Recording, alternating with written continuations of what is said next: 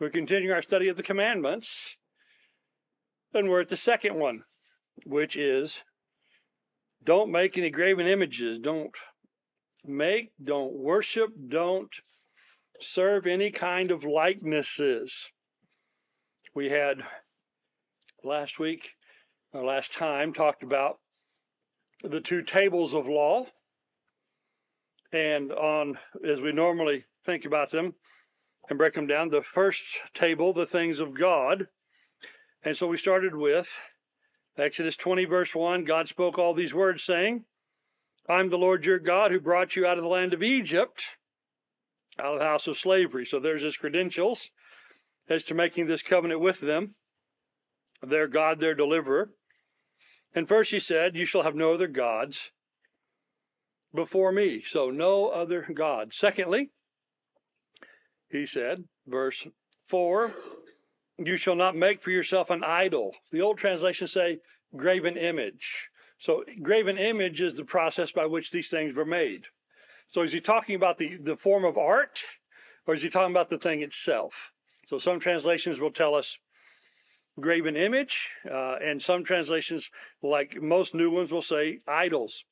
So it's the thing, not necessarily the art to make it. You shall not make for yourself an idol or any likeness of what is in heaven above or on earth beneath or in the water underneath the earth. You shall not worship them or serve them, for I, the Lord, your God, am a jealous God, visiting the iniquity of the fathers on the children, on the third and fourth generations of those who hate me, but showing loving kindness to thousands, to those who love me and keep my commandments. And so here the second of the first table, no idols, following closely as it was on no gods. We talked about the first table is often summarized by the greatest commandment, to love God with all your heart, soul, mind, and strength. And then the second table summarized by the second of the commandments, love your neighbor as yourself. And so that breaks down pretty neatly in that, and we're going to use that format. Again, this idolatry or this graven image business, also the numbering of the commandments, it all speaks to this thing that the Catholics, in their numbering and ordering of the commandments, don't have a second commandment that says, don't make graven images or idols. And of course, Protestants who walk into a Catholic building, what are we often immediately aware of? The artwork and the statuary. And we go, oh, what about that? Isn't that a second commandment violation? And the Catholics, what do you say? What do you mean a second commandment violation? The second commandment is don't take God's name in vain. And the third commandment is is to honor the Sabbath. We go, no, that's the fourth one. And so Catholics and Protestants on this number the commandments different.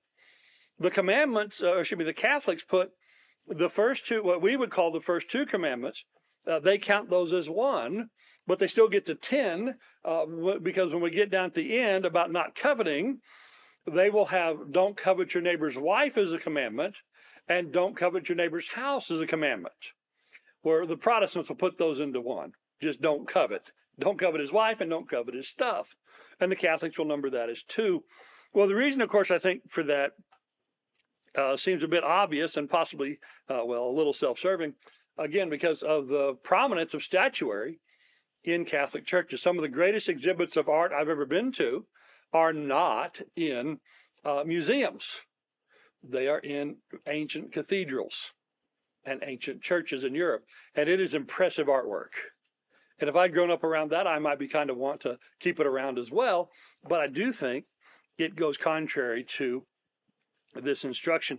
About this, though, the Catholics say about this, Exodus 20, 3-6, God forbids making graven images for the purposes of idolatry, but does not forbid the making of graven images per se.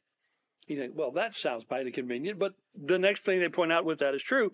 Elsewhere, he commands statues and other graven images be carved for religious purposes. Well, look at the Ark of the Covenant and the cherubim on top of the mercy seat. That is actually a true point. And so the Catholic Church permits statues, that goes on to say, because They remind us of unseen things, but it condemns the idolatry of statue worship. So as long as you're not worshiping the statue is okay. Our Greek Orthodox friends say, no, hold on, that's obviously not right. No statues. We can't have statues, they say, as they stand in front of a religious painting of great importance called an icon. The word iconoclast, a person who's against convention, a person who's against standard norms. That word originally was about church people, Protestants in particular, who went in and threw all the icons out of the churches, sometimes making great heaps of them in the streets in front of the churches and setting them on fire. So that's originally what an iconoclast was, a person who got rid of the religious icons. Well, a Greek Orthodox publication says about that, this commandment does not prohibit the use of icons. Well, if you've got icons in your church, of course it does not. This commandment does not prohibit the use of icons or other objects of the church. These objects are help the faithful Christian to express his true faith in God. The believer, though, does not bow down to them or worship them. So you don't worship them, but they do help you worship God, is the point of view of the iconoclast. The Reformed position, I think, is a little bit more like the reading of the text. The sins forbidden under the second commandment are the making of any representation of God, of all or any of the three persons, either inwardly in our mind or outwardly in any kind of image or likeness of any creature whatsoever, of all worshiping it. So that is certainly true. Now, if you take that, though, as some do, that you're not to make any image at all of anything, how do we make pictures or videos? Isn't that a likeness and an image of a thing? Yes, it is a likeness and an image of a thing. There are some who object to pious portrayals of Jesus in film or in movies, because you're making a likeness of Jesus. I'm growing more sympathetic to that point of view. But if you would take that in the most literalistic way possible, you wouldn't make an image even of man. And I'm not giving up my photo album. So I need to find a thing that's consistent and biblical. And what does it teach? It is obvious that this is tied to religious worship and devotion.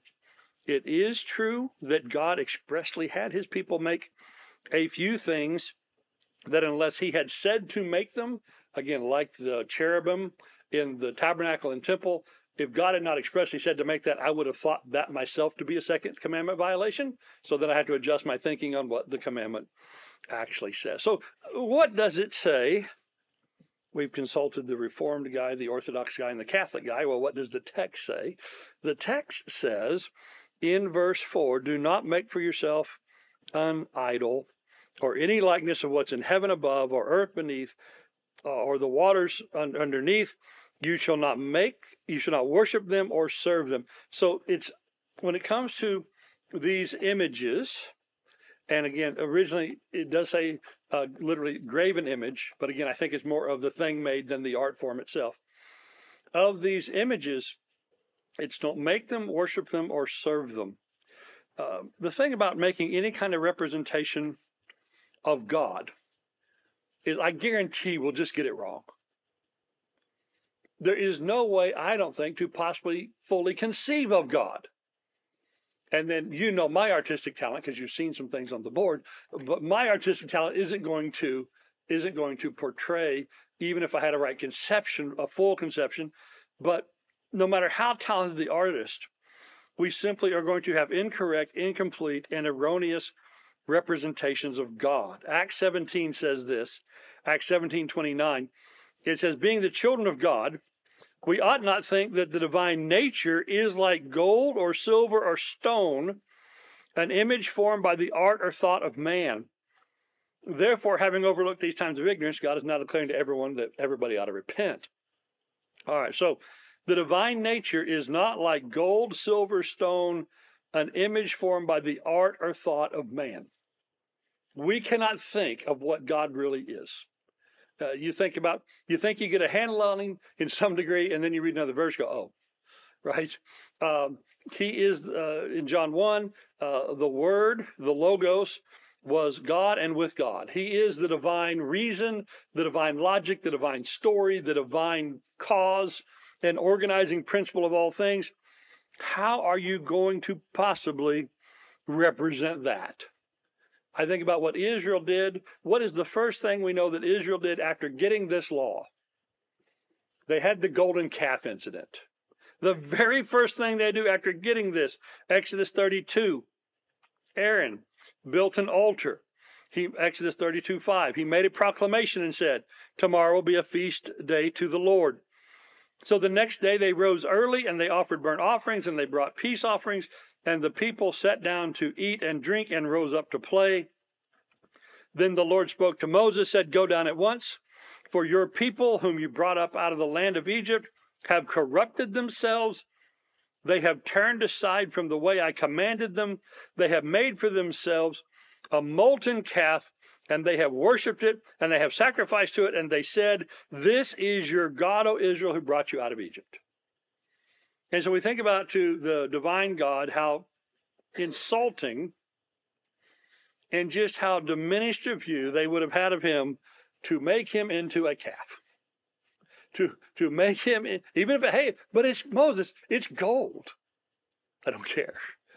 You made a statue of a little cow.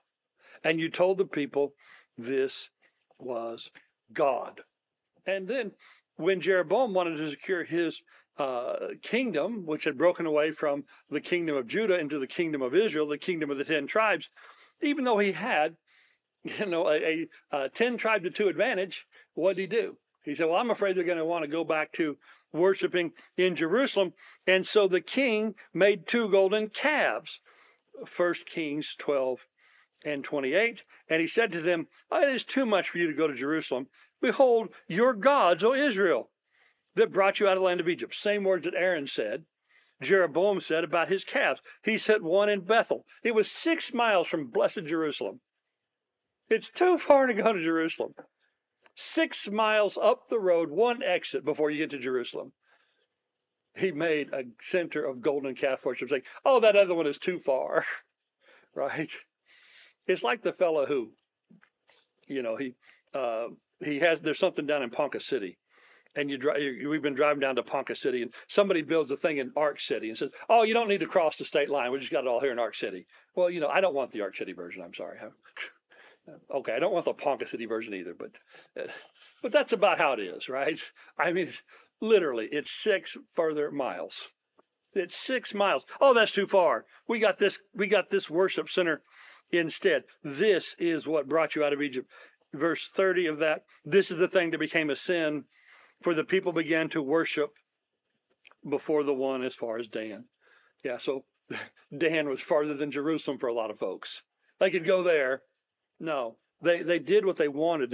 They made a god that suited them. What happens when you do that kind of thing? Romans 1, though they knew God, they didn't honor him or give thanks. They became futile in their speculation. The foolish heart was darkened. Professing to be wise, they became as fools. They exchanged the glory of the incorruptible God for the image and form of corruptible man and birds and 4-footed animals and creeping and crawling creatures. So God gave them over in the lust of their heart to impurity. Every sin of the Roman world, the first stop was ingratitude, and the second stop was false worship. Every sin followed. We don't have to trust that that's how it worked in the ancient world. We can watch it today from our sidewalks. Same thing is happening. We see it all around us. So do not have these false conceptions of God. Then finally, Ezekiel 14 deals with the leaders of Israel in exile, where because of their idolatries and unfaithfulness to God, they were sent out of the land. And Ezekiel addresses them. He says, the word of the Lord came to me, verse 3, Son of man, these men have set up idols in their hearts and have put right before their faces the stumbling block of their iniquity. He goes on. But he talks about the idols of their hearts. When they got deported from Jerusalem to Babylon, they couldn't take much. They couldn't take their idols, but they carried them in their hearts, right? And we know that concept. Every time someone says to a departed loved one, you'll always be with me, or I'll always be with you, or you'll always be in my heart. That's the same thing they were doing here with their idols. And so don't have idols in your heart, as well as don't have idols on your shelf. And don't have idols on your dashboard. And don't have idols in the foyer, in the vestibule of your church. And don't have idols in the front of it either, or the back or the basement. Don't have idols. Worship the true God. One of the things that we've pointed out in these studies so far, not that we've got too far, but when Jesus addresses the 10 Commandments, in the Sermon on the Mount in particular, does he give a limited reading of the commandments, or does he give a broad view of the commandments? He gives a broad view of the commandments, and so we should as well. So whenever God prohibits one thing, don't make, worship, and serve idols, well, what is the positive thing? What would be the opposite of that?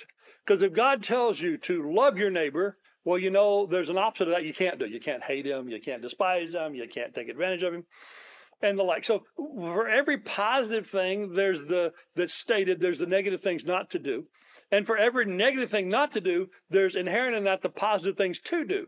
So when you don't make, worship, or serve idols, what do you do?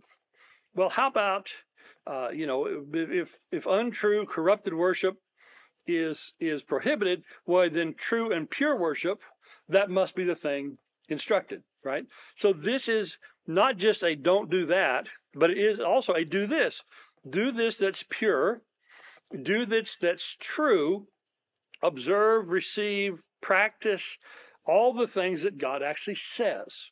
So don't do the things he didn't say. Do the things he says, like Deuteronomy 32. When Moses finished speaking all the words to Israel, he said to them, take to your heart. So just like they took idols to heart, here, take God's word to heart. Take to your heart all the words which I'm warning you today, which you shall command the sons of your sons to carefully obey, and all the words of this law. For it is not an idle word to you. Indeed, it is your life. And by this word you prolong your days in the land, which you are about to cross over the Jordan to possess. So instead of taking these idols into your homes and into your hearts, take God's word into your homes and into your hearts, and teach your children. As the great prophet Paul Simon said, teach them well, right? Teach the children well. Well, what did Jesus say? He said, go to all the world, teach them to observe all that I command. What the first Christians do. They devoted themselves daily to the apostles' teaching and to fellowship, as well as the breaking of bread and prayer. So true worship by God's revelation, true worship by his word. And interesting enough, here is God explaining himself as to why. Even God the Father, the deliverer of the people from Egypt, doesn't just say, because I told you so. God herein does explain himself in verse 5 and 6. But he says, you will not worship or serve them, for, here's the reason, I, the Lord your God, am a jealous God, visiting the iniquity of the fathers on the children to the third and fourth generations of those who hate me, but showing loving kindness to thousands, to those who love me and keep my commandments. So the first thing is, don't do idols, because God is jealous. Jehovah God is your God. He is our God. Psalm 100, verse 3. Know that the Lord himself, he is our God. It is he who made us, and we are not ourselves. We are his people and the sheep of his pasture. So we're his creation. We're his sheep. We are not ourselves. How many people would do well today to learn you are not your own? You don't get to decide who you are. You don't get to decide fully what you are. You don't get to decide what your relationships are. Those things were, today, I hate that. They say all these things assigned at birth. No, you were assigned things at birth. You were assigned a relationship to parents.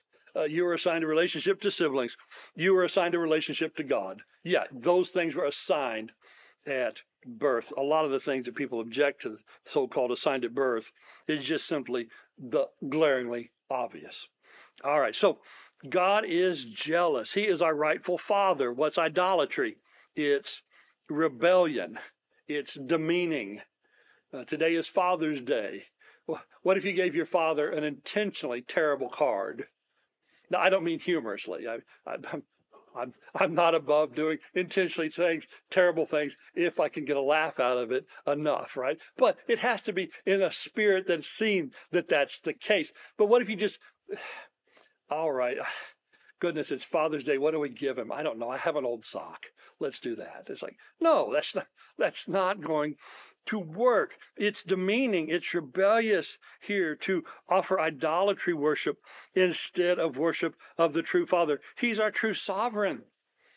Idolatry is treason. He's our protector. He's our provider. It's terribly ungracious, presumptuous, entitled to think, oh, well, he'll just treat us good anyway if we treat him badly. Jehovah was a husband to Israel, and Christ is a groom to the church. It's unfaithfulness. The scriptures commonly use the word whoredom to describe idolatry. Jeremiah 7. Did you not see what they're doing in the cities of Judah and Jerusalem? Jeremiah 7:18 and beginning now. The children gather wood, the fathers kindle the fire, the women knead the dough to make cakes for the Queen of Heaven. For who? Oh, they're not gathering wood, making a fire, and making food for me, but for this other deity. They pour out drink offerings to other gods in order to spite me. Do they spite me, declares the Lord? Is it not they themselves they spite to their own shame? So you're hurting yourself more than God, but God does at times take offense. Therefore, thus says the Lord, behold, my anger and my wrath will be poured out on this place, on man and beast, and on the trees of the field, the fruit of the ground, and it will burn and not be quenched. That's right before they went to exile. Ezekiel, over in exile, he has a sermon that may be harsher. Ezekiel 16, parallel is Ezekiel 23, two of the harshest sermons in the book. But Ezekiel 16:25, we take up in the middle of that sermon, you build for yourselves high places on top of every street, and make your beauty abominable. You also spread your legs to every passerby to multiply your harlotry. You have played the harlot with the Egyptians, your lustful neighbors, and multiplied your harlotry to make me angry. Behold, I have stretched out my hand against you and diminished your rations, and I will deliver you up to the desire of those who hate you. Who hate you? The daughter of the Philistines, who are ashamed of your lewd conduct. You people are making the Philistines blush. Stop it. Stop it. This is terrible. God is jealous. And this consequence of idolatry, he says, it goes on and on. God will visit the iniquity of the fathers on the children to the third and fourth generation of those who hate me. So these people who hate God, in their religious error, in their unfaithfulness, these parents affect the coming generations. The effect of parents can be a great blessing for generations. But here it is the effect of parents that is a great detriment for generations. Deuteronomy 32, verse 16, they made him jealous with strange gods. With abominations they provoked him to anger. They sacrificed to demons who were not gods, to gods whom they have not known, new gods who came lately, whom your fathers did not dread. You neglected the rock who begot you, and forgot the God who gave you birth. The Lord saw this and spurned them because of the provocation of his sons and daughters. He said, I will hide my face from them. I will see what their end will be, for they are a perverse generation, sons in whom there is no faithfulness. They have made me jealous with what is not a God. They have provoked me to anger with their idols, so I will make them jealous with those who are not a people. I will provoke them to anger with a foolish nation. Hard to come back from that. This is where idolatry leads. Idolatry has these terrible consequences.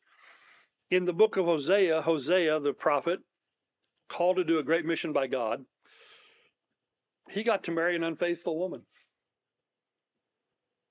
And his unfaithful wife was emblematic of Israel. And his faithful love to her was emblematic of God's faithful love to his people. In Hosea 2, there's this terrible statement where the father says, and this is Father Hosea to his children, well, I was going to say his children, but the children in his house. It says, say to your brothers, Ami, which means you are my people, and to your sisters, Rumna, which is you have received mercy. So you kids, go contend with your mother. Contend, for she is not my wife, and I am not her husband. And let her put away her harlotry from her face, and her adultery from between her breasts, or I'll strip her naked and expose her as the day she was born. I will also make her like a wilderness, make her like a desert land, and slay her with thirst. Also, I will have no compassion on her children, because they're the children of harlotry. So y'all go tell your mom to straighten up. Because your mother, it's almost hard to find the Christian words to describe her, your mother is unfaithful. And it's going to go poorly. Now imagine the poor kids who get to deliver that message. And imagine the further kids born to that lady of harlotry. What is their life like? But we don't have to imagine too hard what their life is like, because don't we have friends and neighbors and maybe relatives who this is their life? Why? Because people don't worship and serve and honor God. And what does it do to them? And their kids? And their grandkids? And heaven help the ones to come next. Right? And so, idolatry, these false gods, all of this has such terrible consequences. Or, verse 6, but showing loving kindness to thousands, to those who love me and keep my commandments. This is the kind of thing that God calls us to be redeemed from. This is the life he saves us from. His positive instruction saves us from falling to this. His call of restoration lifts up those who have found themselves here. And so, his gladness and blessing. Deuteronomy 5, verse 28, taking up in the middle there. And the Lord said to me, I have heard the voice of the words of his people, which they have spoken to you. They have done well in all that they have spoken. Oh, that they had such a heart in them, that they would fear me and keep my commandments always, that it may be well with them and with their sons forever. That it may be well with them and their sons forever. How? If they have their heart toward me. And so we have idolatry and its consequences. We have the blessings if we don't fall to that or come from that. And then we must say briefly at least, in the New Testament, what is our relationship in the gospel with idolatry? Well, first, so many Christians have been called to Christ from it. There was only really two places that Christians in the New Testament were called from. They were either called from a Jewish community, either in the synagogue faithfully or outside the synagogue in sin. They were either called from that, or they were called from paganism. I mean, there are no other New Testament Christians but that. And by the time we get to the epistles that are written to churches far and wide all over the Roman Empire, what is the makeup of most of the brethren? People called from idolatry, right? Acts 14, this sermon of Paul. Paul says to those who were worshiping him as though because he did a miracle, he was a god. Paul said, now, what are you doing these things? No, we are men of the same nature as you. What are we? We are those who preach the gospel to you, that you should turn from these vain things to a living God, who made the heaven and the earth and the sea and all that's in them. So that was Paul's job as an apostle. He was a man who told people about the true God. He called them from vain things to a living God. There's so many great passages, and on idolatry, Isaiah 40 and Psalm 115, or these sermons about, this idol that they made of gold and silver and wood and all that, and half of it's burned and half of it's made into an idol, or they dress it up, or they'll become like that because men become like what they worship. We have all of those great sermons about it, or we can just summarize it as Paul did. These are vain things. These are vain things. What's the solution to following vain things? To the Thessalonian brethren, it is, Paul says, we have given report of, verse 9, how you turn to God from idols to serve the true and living God. And so the turn from idols is possible. The turn from idols is a great part of the call of the gospel. Turn from these vain things to the true and living God. 1 Corinthians 12. I mean, how pagan were those people still in some of their behavior, but definitely in their mind before Christ. Paul says, you were pagans. You were led astray by mute idols, however you were led. So people were led astray. But then what? They heard the gospel. They heeded the gospel. People turn and can turn. And so idolatry is not necessarily a death sentence if you come to the one with life. If you heed his call to come back to the true God through Christ.